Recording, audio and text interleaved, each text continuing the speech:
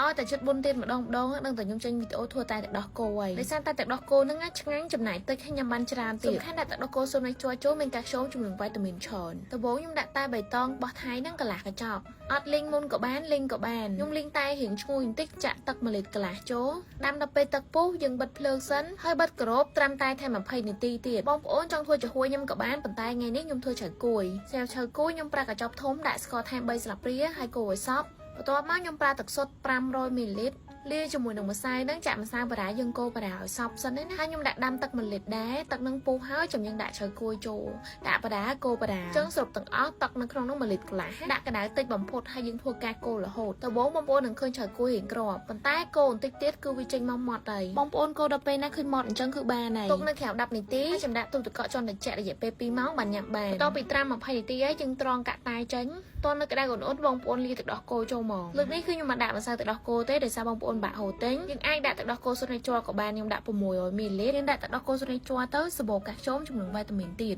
សម្រាប់ទឹកដោះគោសុទ្ធនេះជ័រគឺមាន2ពណ៌ពណ៌ខៀវជាមួយនឹងពណ៌ផ្កាឈូកពណ៌ខៀវសបោកាល់ស្យូមជាមួយនឹងវីតាមីនអញ្ចឹងក្មេងញ៉ាំទៅជួយលូតកម្ពស់បានល្អម៉ាម៉ាក់ពេលទងន់ញ៉ាំទៅជួយដល់ការលូតលាស់បាក់តេរីហើយអាចធ្វើឲ្យឈឺឆ្អឹងឆ្អែងទៀតបើមនុស្សចាស់ញ៉ាំទៅការពារពុកឆ្អឹងបើសម្រាប់រសជាតិមានក្លិនឈ្ងុយសាបលែមនិ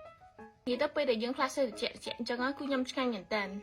បើពណ៌ផ្កាឈូកវិញញ៉ាំទៅអត់ឡើងគីឡូទេស្បូវីតាមីនដូចគ្នាហើយមានកាឡូរីតិចសម្រាប់ទឹកដោះគោសុទ្ធនេះជ្រោះជាទឹកដោះគោរបស់អូស្ត្រាលីស្បូវីតាមីនកាល់ស្យូមញ៉ាំទៅល្អសម្រាប់សុខភាពញ៉ាំបានគ្រប់វ័យហ្មងសំខាន់តម្លៃធូរថ្លៃទៀតមួយកំប៉ុងតែ$2ជាងឯងសម្បីតែម៉ាមីកំពុងតែមាន baby ឬមួយក៏សម្រាហើយក៏ញ៉ាំបានដែរមនុស្សចាស់ញ៉ាំទៅការពារពុកឆ្អឹងហើយមុនគេងគាត់ញ៉ាំមួយកែវទៅគឺគេងលក់ស្រួលហ្មងអញ្ចឹងជិះប្រជុំឲ្យបងប្អូនកុំភ្លេចទិញជូនឪពុកម្ដាយយើងណាខែពីទឹកដោះគោស្រស់ក៏ខ្ញុំដាក់ទឹកដោះគោខាប់មួយកំប៉ុងដែរបន្ថែមជាមួយនឹងស្ករ10ស្លាបព្រានិយាយទៅដាក់តាមចំណង់ចិត្តរបស់បងប្អូនកុំភ្លេចដាក់ជាមួយនឹងអំបិលមួយចុងស្លាបព្រាឲ្យបង្កើនរសជាតិដិតឆ្ងាញ់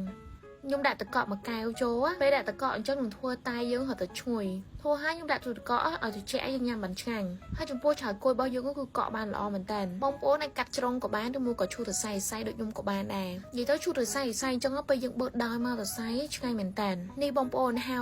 ទាំងអស់ហ្នឹងបងប្អូនអាចធ្វើបានប្រហែលជា10កែវជាង20កែវអីហ៎និយាយទៅញ៉ាំបានមកគ្រួសារហ្មងមិនថាក្មេងមិនថាមនុស្សធំអ្នកណាគេក៏ចូលចិត្តដែរពីមុនណាគឺខ្ញុំធ្វើប្លែកមីធីទេតែឃើញបងប្អូនពិបាកហៅទិញតែខ្មៅជាមួយម្សៅទឹកដោះគោអញ្ចឹងក៏ខ្ញុំបដូរមកធ្វើតែបៃតងមកទៅតែបៃតងក៏ឆ្ងាញ់មួយយ៉ាងដែរគឺជាប់ជាមួយចំហុយសៃហ្វិញមាក់តែម្ដងអញ្ចឹងបងប្អូនកុំភ្លេចសាក់ធ្វើញ៉ាំណាតានេះមិនឆ្ងាញ់ហ្មងអរគុណបងប្អូនដែលទស្សនាវីដេអូនេះចាំបាយបាយបងប្អូនធ្លាប់តែឃើញផ្កាស្ពៃពណ៌ខៀវពណ៌សថ្ងៃនេះមកឃើញពណ៌ស្វាយម្ដងអត់ឆ្ងល់យូរបងប្អូនទិញមកផ្ទះធ្វើញ៉ាំតែម្ដងញ៉ាំហើយអូនកូកាលើកមេដៃឲ្យមកមួយហ្មងហើយខ្ញុំបានឃើញជាមួយនឹងទ្រប baby នេះបងប្អូនទូចខ្ជូតសាហាវហើយពងមាន់តែ8000ជាងនេះទិញមួយថែមមួយហើយថ្ងៃនេះក៏ខ្ញុំទិញសាច់ប្រឡាក់ស្រាប់នៅអ៊ីអនជាមួយយើងញ៉ាំទៅឆ្ងាញ់អត់ណាដោយសារខ្ញុំគុំយូរហើយឃើញតំណងពេកហ៎ម្ដងទៅផ្សារថ្ងៃនេះទៅអ៊ីអនដោយសារចង់ទិញនំជូលីនេះតែគេមានលក់នៅផ្សារទំនើបច្រើនកន្លែងមួយនឹងហាងនំទូចធំឯងក៏មានដែរទិញនំជូលីដោយសារថ្ងៃមុនធ្លាប់ឆ្នេះ10000ម៉ែន10000នេះបងប្អូនកញ្ចប់ទូចនេះតែ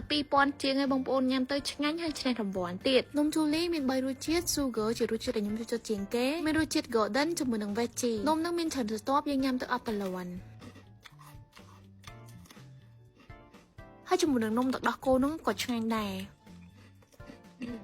រញ៉ាំនំជូលីមានឱកាសឈ្នះរង្វាន់ចាប់ពី2000រៀលរហូតដល់1លានរៀលអញ្ចឹងបងប្អូនក៏ទិញនំញ៉ាំទៅហើយក៏សងសំណាងជាមួយនឹងស្លឹកឆ្នោតខាងមុខ promotion ហ្នឹងគឺមានចាប់ពីថ្ងៃនេះរហូតដល់ថ្ងៃ31ខែ1ឆ្នាំ2025បងប្អូនអាចបើរង្វាន់តាមលេខទូរស័ព្ទ012គាត់ដាក់នៅលើស្លឹកឆ្នោតបានណាតែព័ត៌មានបន្ថែមបងប្អូនអាចចូលទៅកាន់ page គាត់បានហើយនំរសជាតិស្ករនេះបងប្អូនញ៉ាំជាមួយនឹងភេទត្រជាក់ណាក៏ឆ្ងាញ់ដែរញ៉ាំជាមួយនឹងកាហ្វេដោះគោឬមួយក៏តែក៏ឆ្ងាញ់ដែរហើយខ្ញុំវិញញ៉ាំជាមួយនឹង matcha latte បែរបងប្អូនអូឆ្ងាញ់សាហាវបងប្អូនកុំភ្លេចសាក់ញ៉ាំណាបើខ្ញុំវិញទិញដល់ថ្នាក់ប្តីឲ្យឈប់ហើយបានឈប់ហើយនេះខ្ញុំកាត់ចិត្តខ្លះហើយណាបានថងប៉ុណ្ណឹងដាសារចំ Black Friday ឯងប្តីខ្ញុំថ្ងៃនឹងសយហើយកាត់ចិត្តអត់បានទេត្រូវតែចូលមើលមួយផ្លែកំពុងទៅសួរប្តីថាពីរនឹងយកមួយណាប្តីថាយកទាំងពីរហ្មងទេអើតែអីខ្ញុំជាប្រពន្ធល្អចេះសមចៃអញ្ចឹងសុំតែមួយបានហើយដើម្បីតបស្នងទឹកចិត្តរបស់ប្តីប្រពន្ធធ្វើម្ហូបឆ្ងាញ់ៗប្តីញ៉ាំហើយគឺបន្លែឆាតែប្តីអត់ចូលចិត្តញ៉ាំសោះហ្មងតែមានអីមានជាមួយនឹងមាន់ជាមួយនឹងសាច់គោតែដឹងឆ្ងាញ់មិនឆ្ងាញ់ទេឥឡូវយើងអាំងសាក់ញ៉ាំសិនបងប្អូនចូលចិត្តមើលកន្លែងឆាបន្លែហ្នឹង អត់ថាទូចិត្តញ៉ាំដូចប្តីខ្ញុំញ៉ាំសាច់ច្រើនអត់ល្អ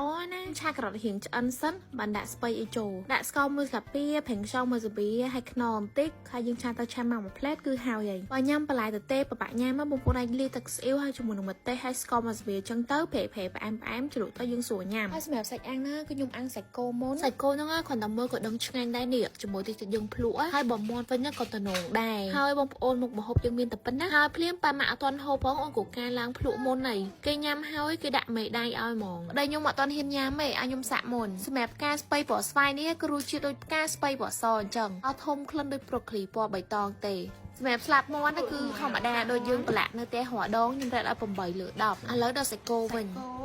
សម្រាប់សាច់គោគឺខ្ញុំរ៉ែតឲ្យ10លើ10រសជាតិដិតហូបជាមួយនឹងបាយឈ្ងុយដូចញៀតគោអញ្ចឹងវីដេអូយើងតែប៉ុណ្្នឹងទេអរគុណបងប្អូនទទួលស្គាល់វីដេអូរកចាប់ណា